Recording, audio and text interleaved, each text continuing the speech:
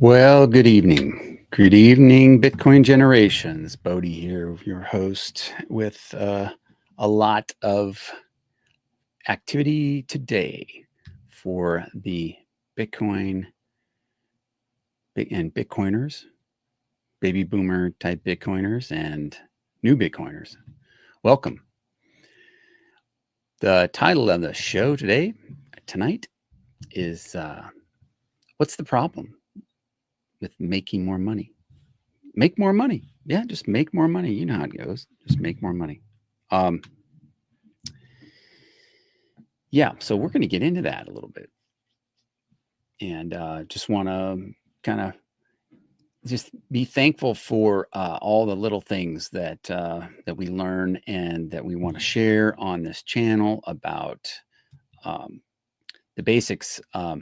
And so we're going to jump into that right now because you can never get the basics down well enough.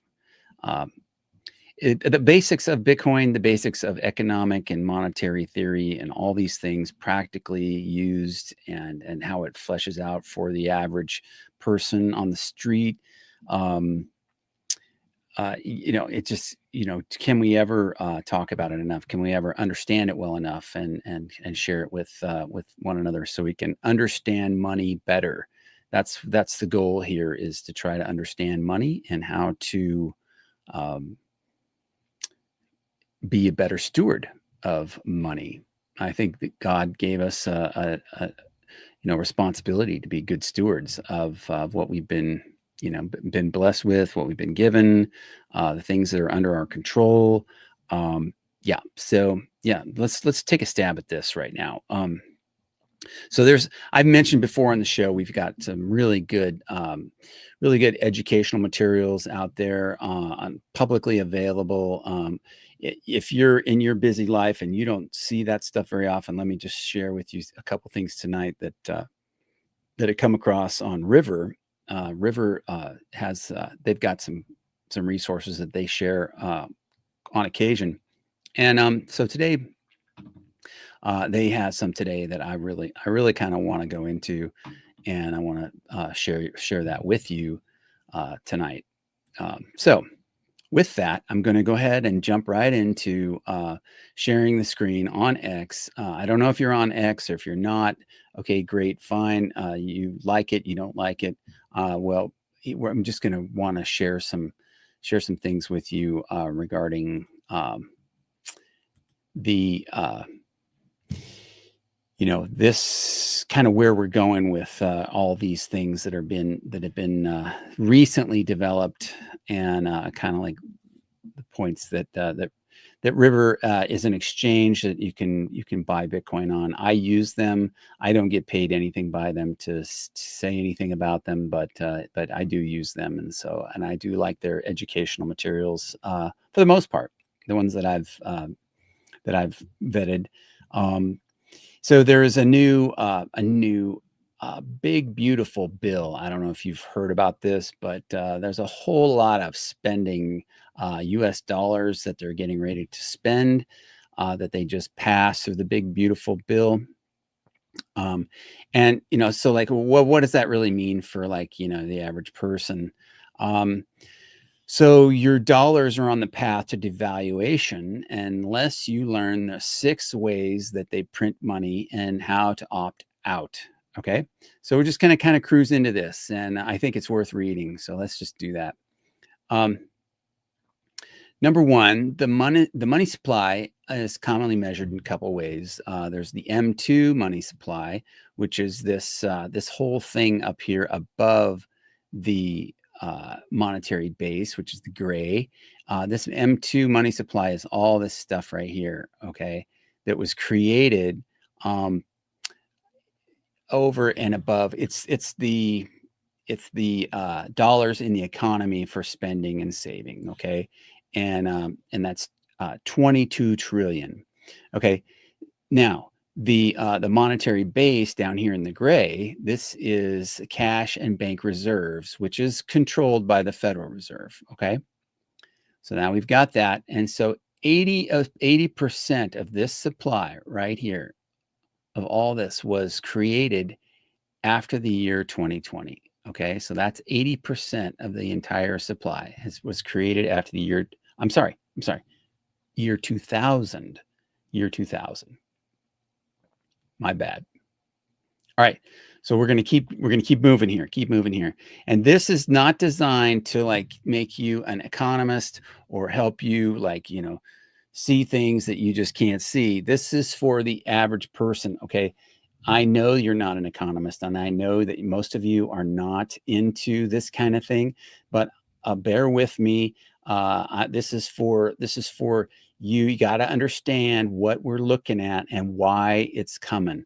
And this is kind of the nuts and bolts under the hood of what you got to know as we kind of come into why are prices going to be rising so much, and a lot of that stuff. So you gotta kind of back into that symptom of the pain that you're going to be feeling. And so this is why that is. And so this is why, because of that, this is why you want to approach things a little bit differently that I'm going to suggest later. Okay, so money creation. All right, money creation happens in a couple of ways. M2 supply is this big circle out here. This is according to these figures, it's $20 trillion.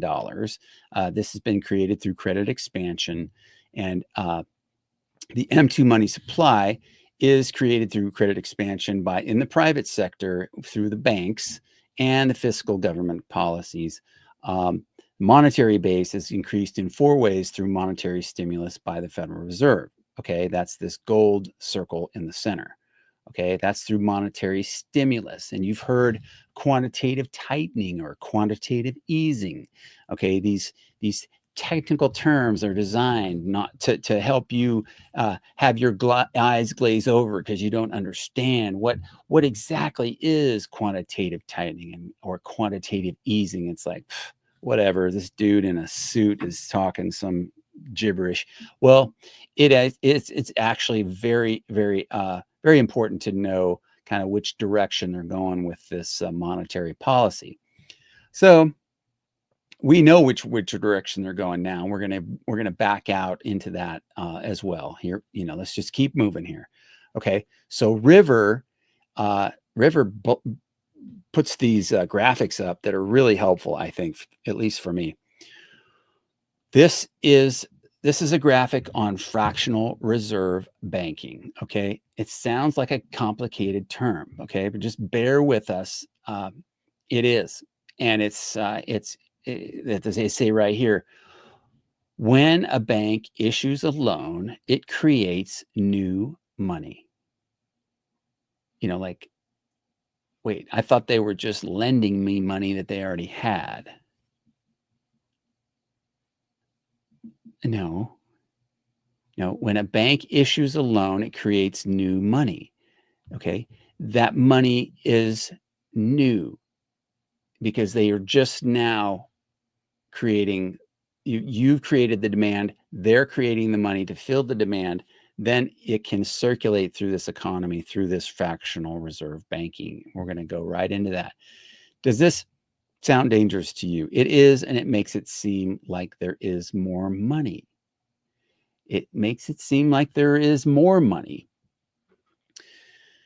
but they're kind of like recycling the money for you. Let's bring this up here. Okay, so on day one, let's say your money supply is $1,000. Well, the reserve ratio, meaning how much the bank has to keep, is like 10%. So we're out there in the economy, and Alice deposits $1,000 at a bank. And so the bank is like, okay, we'll take your $1,000, and we have to reserve $100 of that. We have to keep that in the reserve. But we can, in this little section right here in between, see this right here? It says the bank can loan $900 back to the economy. Okay, so we'll keep the 100, but we get to loan the other 900. Day number 2. Now the money supply is 1,900 because they have the $1,000 and they have the $900 that they can loan out. And so they have the reserve of 10%. Bob goes in and he deposits $900. I'm sorry, they loaned out the $900 back to the economy. Okay, let's say so. Day two, now there's $1,900 out there, and still reserve ratio. Bob gets the $900 he was loaned, and he goes and deposited it in his bank. Well, now there's $1,900, like they said over here. See, on the left, they show this kind of the summary, but on the right, they're showing kind of like what the deposits were and what the reserve requirements were. Okay, but they can loan $810 back to the economy. It continues on and it continues on. They don't have to keep any more than 10% of their deposits.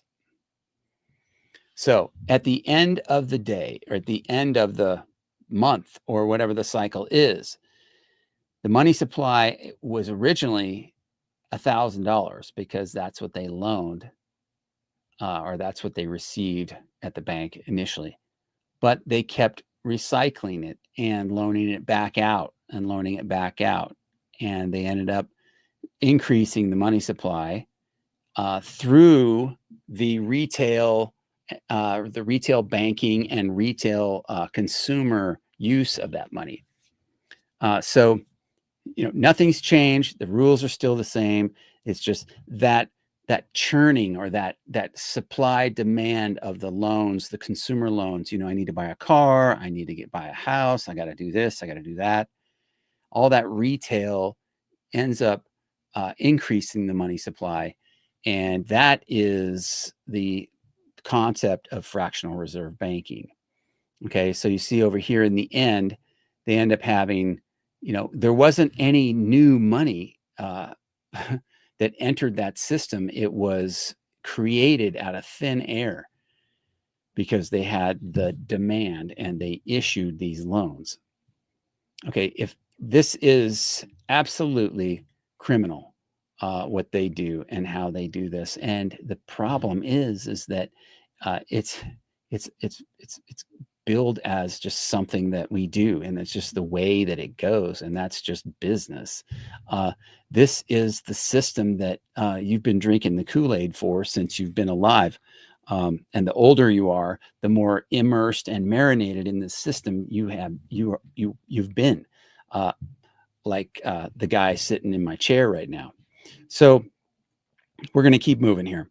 This is really something here. I really do believe this is this is a good place for us to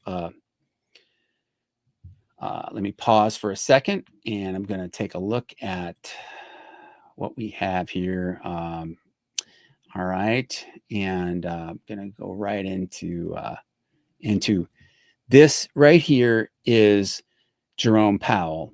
And this is the Federal Reserve Chairman.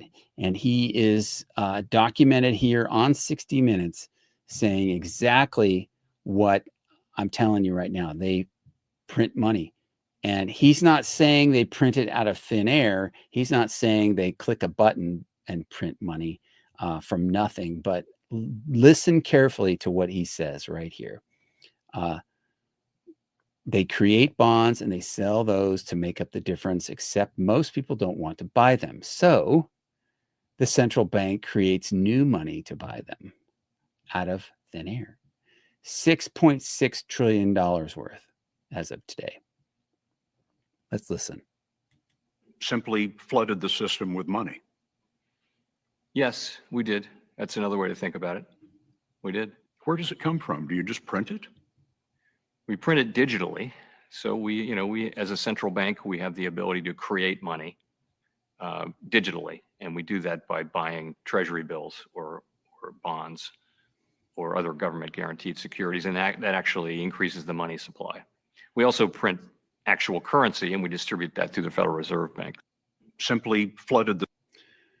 We actually print currency and we actually distribute that through the Federal Reserve Bank. Oh, that's a very, very, very posh and clean way to tell us how you you're absolutely raping us with, your economic monetary policy. Okay, so now you understand a little more about that. Number 3, open market operations can be a form of monetary stimulus. The Federal Reserve sets interest rates by buying or selling securities, which can increase the money supply. Okay, he referred to that. Finally, loans to financial institutions are a form of monetary stimulus. Remember Silicon Valley Bank. After the banking crisis of 2023, the Fed lent over $100 billion to banks on the verge of collapse. Where does that money come from? It's newly created money by the Federal Reserve. Number 5, foreign exchange intervention can serve as a form of monetary stimulus. In May of 2020, the Fed provided up to $448 billion to foreign central banks through swap lines to stabilize foreign exchange markets. And finally, printing currency is a form of monetary stimulus. We get back to the image people think about. This is a pretty famous picture right here. This is the only physical way in which money is printed. Okay? Physical printing happens regularly based on demand forecasts. So, yeah, summary, there you have it. 6 ways to print new money: private sector lending, government deficits, open market operations, loans to financial institutions, and foreign exchange intervention. And finally, you're just flat out blatant printing of money. Steve Mnuchin, the former Secretary of the Treasury, showing off his trophy wife and a whole sheet of very crisp $1 bills, while some security guy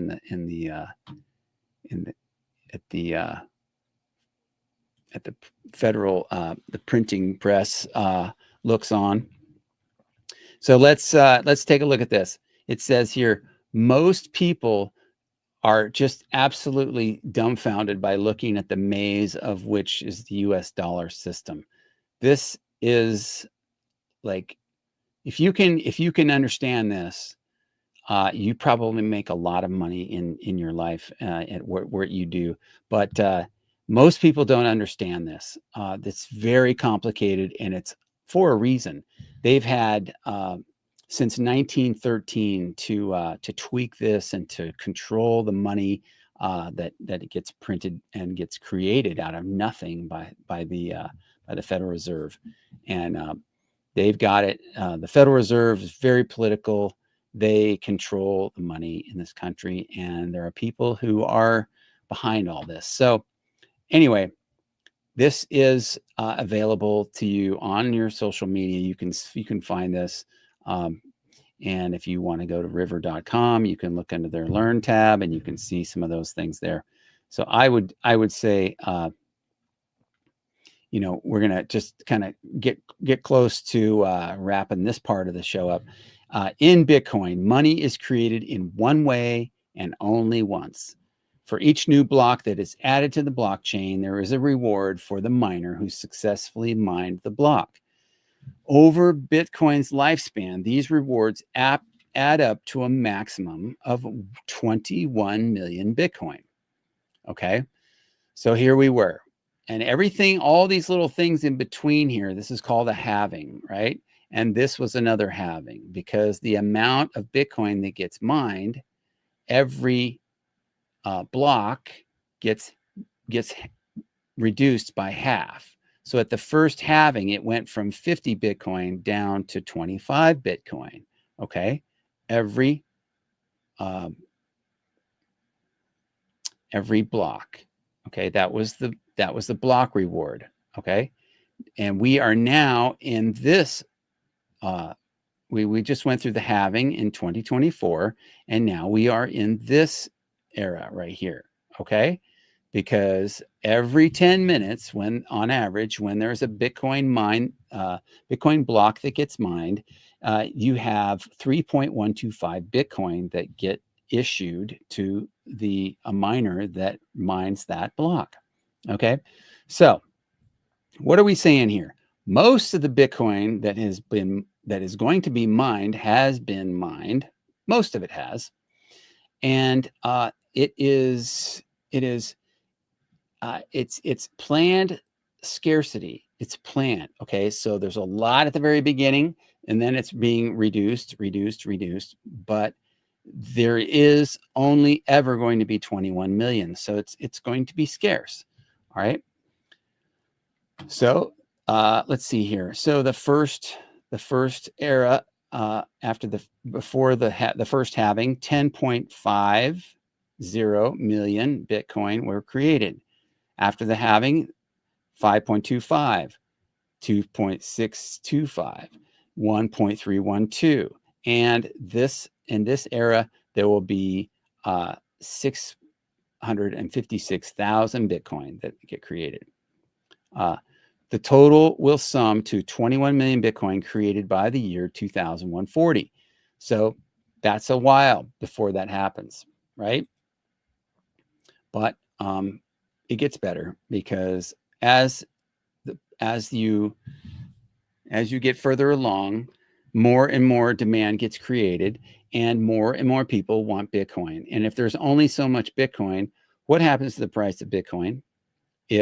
And what happens to the value that gets created? And if you hold Bitcoin, the value that gets created will increase. There really isn't any other way for it to happen other than that. Bitcoin's monetary policy is completely predictable and can't be changed. It's what makes it so valuable in the eyes of many people. No backroom deals, no mistaken decisions, and no small group of people deciding how much your money will be worth in the near future. If you want to learn more about money printing, there's this right here, and they like to see if you can like and subscribe, kind of thing. So let's move on here, and I want to. There's some other news that happened today that I think is really, it's pretty interesting. I listen to sometimes to some of these podcasts and some of these things. There's some really, as the longer you've been in Bitcoin, and honestly, by my own admission, I haven't really been in it that long. I wouldn't say, not even 5 years, but there are a lot of people who are in Bitcoin who have been around for a long time, and I've listened to some of them, and it's very interesting what they have to say, and I appreciate what they're, how they come across, and the things that I learn. It's amazing, the corruption that is in Washington, D.C. And I mean, I've known it. I've lived in Virginia. I know, and I've seen a ton of the different kinds of corruption, but it just goes to there is almost no way that this system can be fixed. And it doesn't have to be fixed, though. The honest truth, and most people don't like this idea. They don't like the idea of, there was very, very, very popular last November when our country elected Donald Trump as going to be the 47th president. It's like, make America great again. Let's go back to the way we were. We were great once, and we're going to be great again. Okay. Well, there's a lot that train has a lot of freight on it. Okay. And what he has tried to do is he has tried to use the DOGE, the Department of Government Efficiency, to reduce the federal hemorrhaging of all the money that gets spent in all different kinds of ways. I'm not arguing all that. I'm just saying that that has been tried, and it was not it was not able to reduce. There was their hands were tied. There was a lot of things. There was a lot of pushback. There's a lot of people that were affected by that, and that just was not popular at all, by the people who were being affected by it and by the legislators. And there was extreme pushback on these tariffs and all this. So there's a lot of pressure being put, but on the side of trying to reduce the government expenditures, you know, they passed this big, beautiful bill just right after, you know, the Department of Government Efficiency just really kind of fell flat. You know, Elon Musk tried to do all that, but here you have this big, beautiful bill that is just a massive spending bill. And where are they going to get the money? That's the thing. Where are they getting the money? They got all this debt. They're trying to refinance the debt. The Federal Reserve Chairman is not playing ball with them because they don't want to increase, or they don't want to reduce the interest rate on that so that the debt can be rolled over or refinanced in any way. They're looking, in my opinion, this is not financial advice. This is not, but in my opinion, I think the role of the Federal Reserve and the existing monetary system is to create a sovereign debt crisis. That's what I think. I think it's they're working on it. I think they're committed to it because, and it's not like it's just, that's the way they do business. That's the way that the existing system is put in place. They will not let a good crisis go to waste. In fact, if they have to, they'll create a crisis so that they can then come in and be the heroes. They'll be the good guys. Oh, we are going to come and fix this. We're going to give you guys, remember the pandemic? You remember that? We're, you know, oh, there's, you know, unemployment and there's this and there's that. We're going to be giving you a stimulus. And with what money? With money that you just printed. Now we're in further debt. I mean, where does this money come from? You know, they say follow the money. Yeah. Well, where did it come from? Well, oh, it just appeared on my doorstep one day. Oh, it just appeared in my bank account one day. Really? Yeah, really. Do you know that the people who had businesses, I had a business during the pandemic, the people who had businesses, who had employees who were being impacted by that, I know people who they laid off their employees when they first realized that, oh, you know, we're not gonna be able to do this. You know, their businesses were fine. They had let their people go. Their businesses were fine. I guess you're not fine if you have to let your people go. But some of these people were like this big business in name only. And they had, you know, all this infrastructure, all these employees and all this stuff, quote unquote. Okay.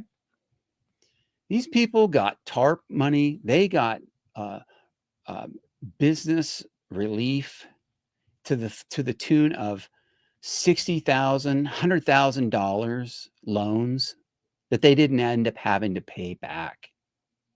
I mean, I was shocked. Absolutely shocked. I'm still shocked. I can't believe that these people that I know, they got all this money. I was a few months behind them in starting my business. I didn't have on my restoration business, I didn't have the employees yet because I couldn't afford to hire a bunch of people. I had to bootstrap in startup phase. So my point is, these people who had businesses, who had all these employees, they got approved for massive loans that I thought was like, wow, that must be sweet. They got approved for that, and they got the loan, and then it was given to them.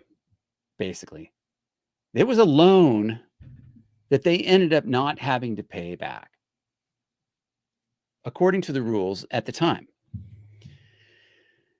And I am just, you know, that would have been really helpful to me. But you know what? In another sense, I'm glad that I didn't get that. I'm glad that I didn't take money. I saw some things. I saw people driving some cars really fancy cars, and there was like no way they could have afforded that. I was like shaking my head, like, you got to be kidding me. Anyway, I don't want it to be like, I was jealous or something like that, but I was like, this is not right. Here I am struggling to get my business bootstrapped here. And, I would have taken a loan that I would have paid back. I mean, that would have been come in really handy right then. But it was all designed around the number of employees that you had. And I did apply for a TARP, but I wasn't approved for it because I didn't ask for enough money. I only asked for a little bit, but I didn't get approved. But people who asked for like 10 times what I asked for, they got approved and they got funded right away. So I was a little late to that party, but I thought it was very interesting to share that, when the spigot from the government is on. I mean, you got every Tom, Dick, and Harry standing there waiting. It's just, really. I mean, it's just criminal. The corruption in the banking system, and it's just painful to see. And I wasn't even really on the edge of really losing my business. I mean, I was okay. I made it through. It was hard, but it's hard running any business. That's just kind of how it has always been. It's just hard. If you're in startup mode and you're a founder in a startup mode, it's rough, and it's just hard to do. So anyway, speaking of business, so there's a guy, Michael Saylor, who has he had an earnings call today, and the news again today is that in Bitcoin, he's a pretty popular guy, right? Excuse me. He is so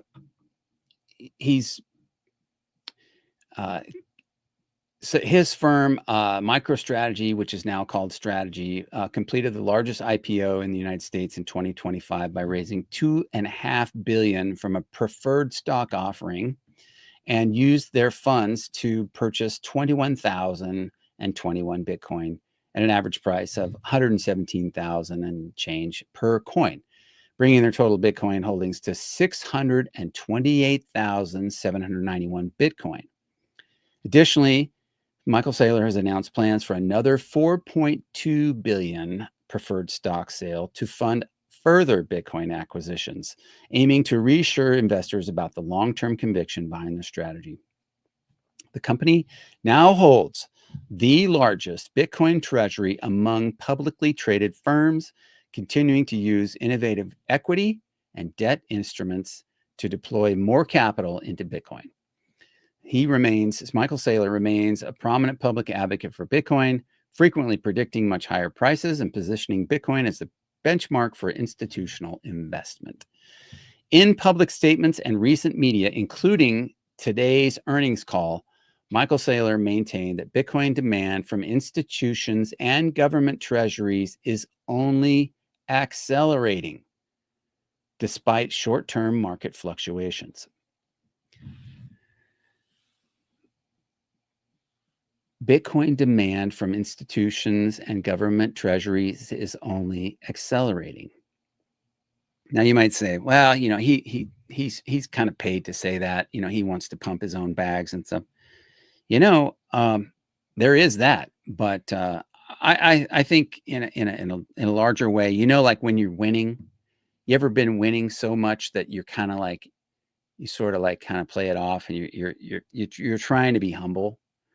I think this guy is trying to be humble, and it's just like there's no one that will ever catch Strategy. No company will ever catch Strategy, and the way they're going and how far ahead they are of all the other horses in that race to acquire Bitcoin by publicly traded companies. And I might add, I don't know, maybe Jack Mallers and 21. Maybe, but that's interesting. They've got quite a few they've got quite a few strong horses on their side with Tether and SoftBank. So this remains to be very interesting to watch. Just from a bullish perspective, like what makes you bullish? You can just open your eyes and look. Bitcoin is eating things that most people are like, whatever. No, it's actually starting to really get some traction. So, it might be good to have some. And that's why I kind of focus on, a lot of the folks who are kind of like, new to Bitcoin.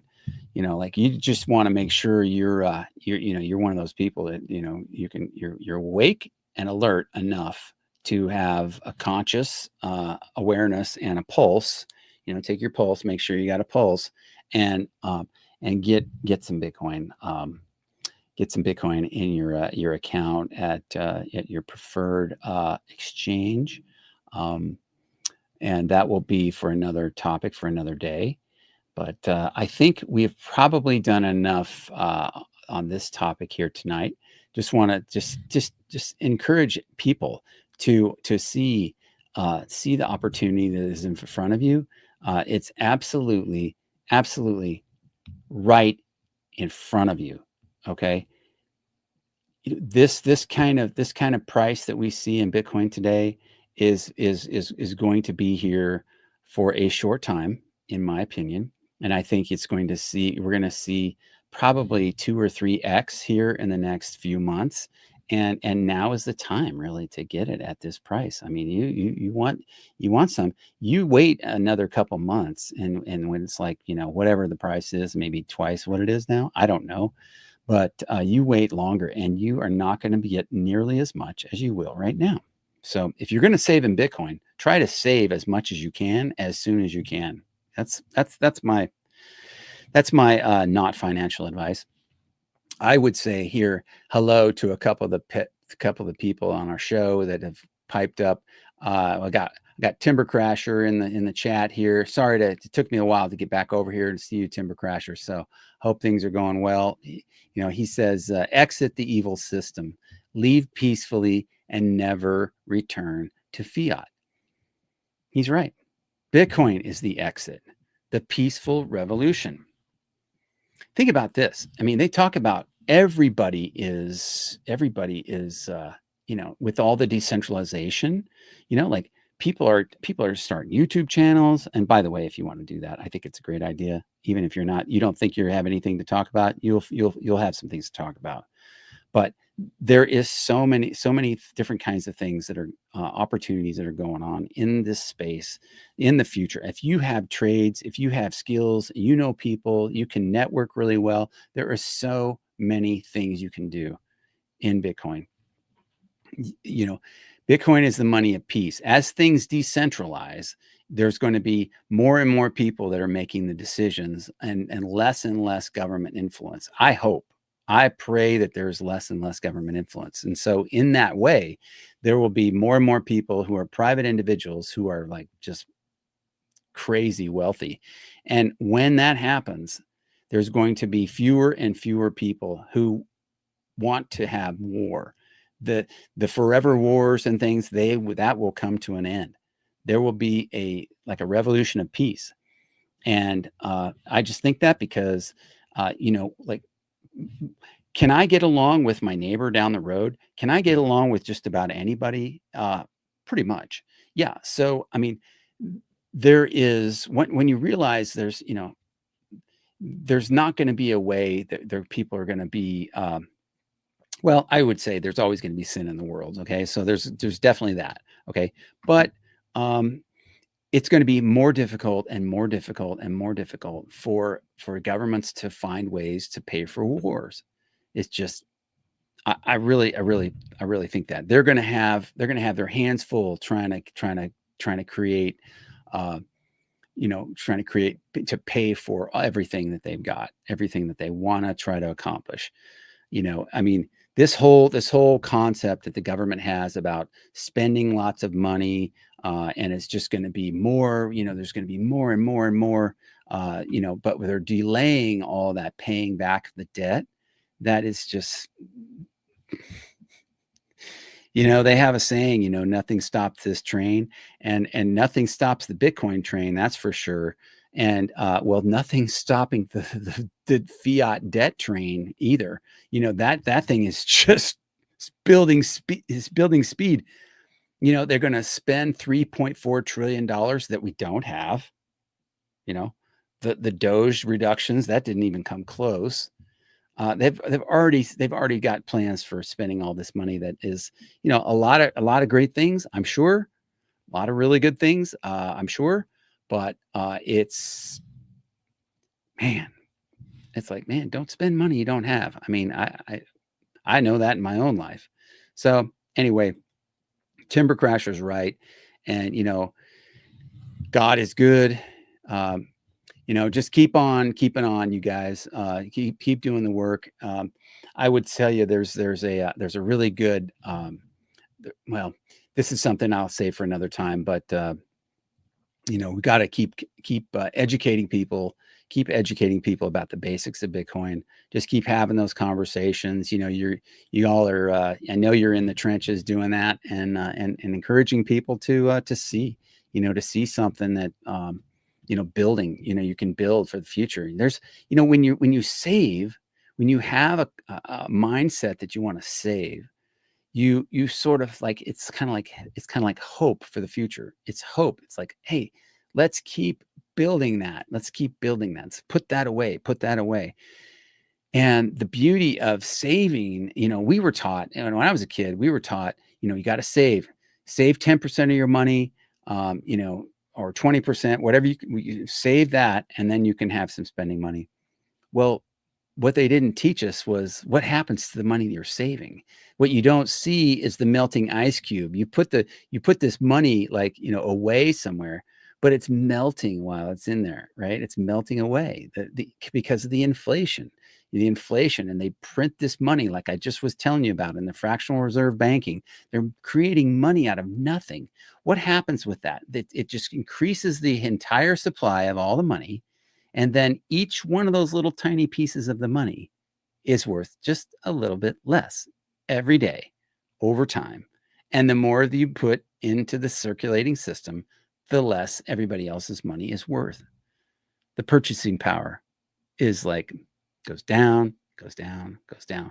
And over time, I mean, they have graphs on that, you know, where the little, you know, the 1913 graph where the purchasing power of money's up here, and then it kind of goes like this. It kind of goes down, down, down, down. And here we are over here, you know, down. And it's like the dollar is worth like, you know, is like worth, you know, 3 cents compared to what it was way over here, you know, back in like 1930.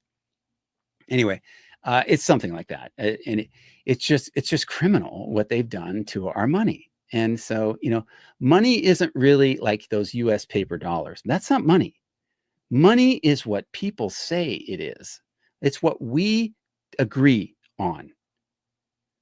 It's what people agree on that is money. What is money is the greatest question I think we could be asking ourselves. And if enough of us agree that Bitcoin is money, and we say, you know, we're voting with our feet, we're leaving the fiat system because we've been stacking, because we've been doing our homework, because we're prepared for a change. When we decide that Bitcoin is money and that we're not going to do this anymore, then we will leave the fiat standard and we can live on a Bitcoin standard. It can happen. I believe that, you know, it should happen, and we should go there willingly rather than unwillingly. It's kind of like the gospel of Jesus Christ. I mean, every knee will bow, you know, at some point. Like, don't wait. You want to bow willingly. Hey, you know, I've had enough pain. I've seen enough things to know, you know, just make it easy on yourself. Don't hurt yourself, right? So I think you get my point. You know, that's just really it. It's really a simple one. But we have to think in terms of Satoshis instead of dollars. We have to get to that point at some point. I think it's going to be really helpful to think in terms of how is this priced in Bitcoin? How many sats? How many sats is this worth? I don't know. What's it worth to you? It's negotiable. Circular economy. It's great. It's a wonderful thing. I see that I'm over on Zap.stream too. I forgot to mention that, but I did click that, and I see that it's actually trying to stream over there. And boy, I'll tell you what, that would be fantastic. If is anybody in both of those? Let's see. I've got to see this. I set up my Lightning node today, and I did some more work with my good buddy BTC for Plebs, and he helped me. It was fantastic. Anybody who knows BTC for Plebs, he's fire, absolute fire. All right. Oh, I don't see us over here. I don't see anything. I see a whole lot of anime stuff, but I do not see yours truly. So that must mean we are not quite probably on there, and that's okay. But we're trying. We're going to get this. We are going to get this. And I'm telling you what, it's going to be good, because when you try and you keep going, you fall down. That's no problem. You don't know everything. It's not a problem. You're teachable. Good. You get up after you fall down. Good. Keep going. Passion. You got passion, and you're going to do this. Okay. So anyway, love y'all. Appreciate your time. Midwest Picker. Hey. Look at there. Man, I'll tell you what, that's a good looking mug you got there. Hello all. Well, greetings. Welcome, Midwest Picker. I'm usually not on in the evening. Usually I go on like just a live show, usually on Thursdays, but I am trying to ramp this up a little bit more, and we're going to make some changes, going to increase some things. And I would love to have some of the comments and questions in the section below, and feel free to like and subscribe. If you feel led to, this is a little QR code that goes to my Strike wallet, but only if you find value. I don't have any sponsors on the show. I don't really. I'm just not kind of geared that way. I just like to share things that I love doing, and things that I've learned, and hopefully that can help somebody. So with that, I'm gonna sign off here. If you have any questions, you got an urgent thing that you need help with, you can go to Bitcoin Citadel. I'm gonna pump them guys over there. I will say for sure that they are. This is one place that I can say you should check out. If you have not checked out BitcoinCitadel.net, that is something that I would definitely take a look at, because there are some guys over there and gals that are just amazing. Okay, so this is BitcoinCitadel.net. You can learn Bitcoin from the experts, and they have so that's one of our senior advisors. That's Jor. But there's a whole lot of good information in here. You can pick out like what you're kind of like wherever you are. This is the kind of thing that if you're interested in education, there's a lot of good information on the YouTube and different places. But if you need something and you need to have wherever you're at, if you need hardware wallets set up, or you need inheritance protocol, things like that, you can find out like how to contact these guys here. You can go to start@bitcoincitadel.net. Well, that link wasn't very good, but we can get over here and we'll look at the services. Let's see if is that available there. All right, here we go. So these are kind of the different plans. They talk about the different stuff that they do and how much they charge for that. Exchange account, software wallet, hardware wallet, multi-sigs, and all the way up to like an inheritance protocol thing.